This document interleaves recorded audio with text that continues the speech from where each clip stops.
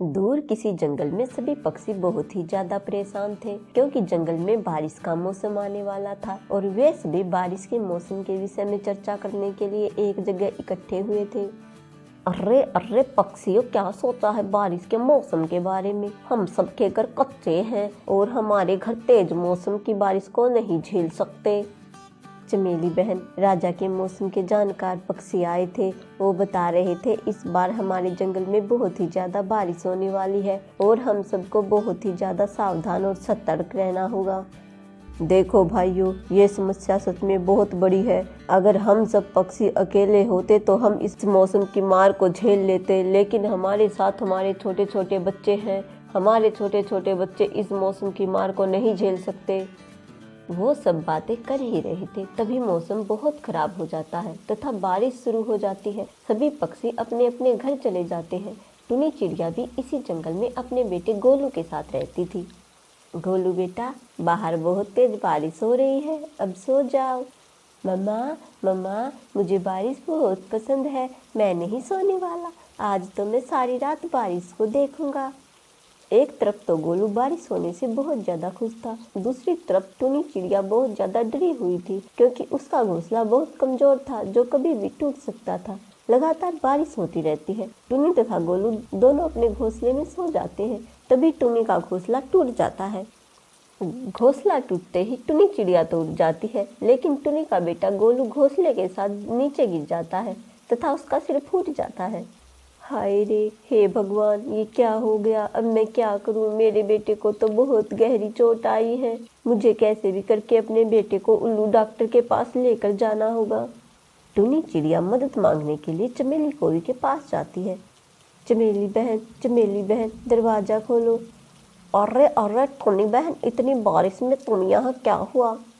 चमेली बहन, लगातार कई दिनों से हो रही बारिश से मेरा घोंसला टूट गया तथा मेरा बेटा गोलू भी घोंसले के साथ जमीन पर गिर गया। उसके सिर में बहुत ज्यादा चोट आई है। चमेली बहन, हमें गोलू को उल्लू डॉक्टर के पास लेकर जाना होगा।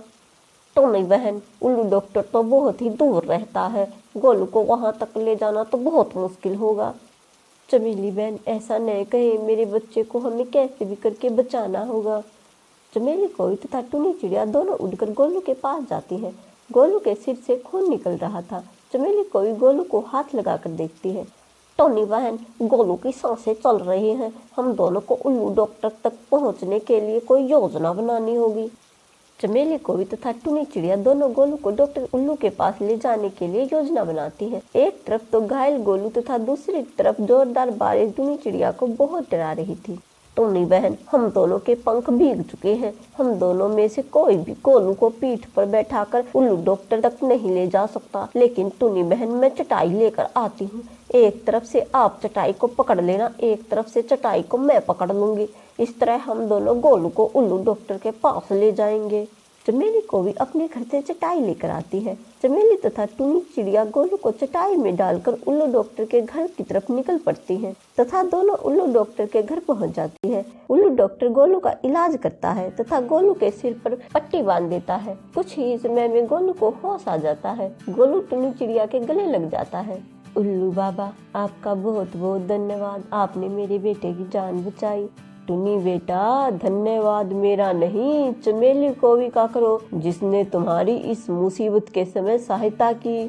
चमेली बहन, आपका बहुत बहुत धन्यवाद, जो आपने मुसीबत के समय मेरी सहायता की। टुनी बहन, हम सब एक ही जंगल में रहते हैं और हम सब एक परिवार हैं। आप मेरी बहुत अच्छी दोस्त हो टुनी बहन। अगर मुसीबत के समय एक दोस्त दूसरे दोस्त की सहायता नहीं करेगा तो और कौन करेगा टुनी बहन। इस तरह से चमेली कोवी तथा टुनी चिड़िया मिलकर गोलू की जान बचा लेती हैं। तो दोस्तों, कैसी लगी आपको हमारी कहानी? कमेंट में जरूर बताना। अगर कहानी अच्छी लगी हो तो चैनल को शेयर और सब्सक्राइब जरूर करना।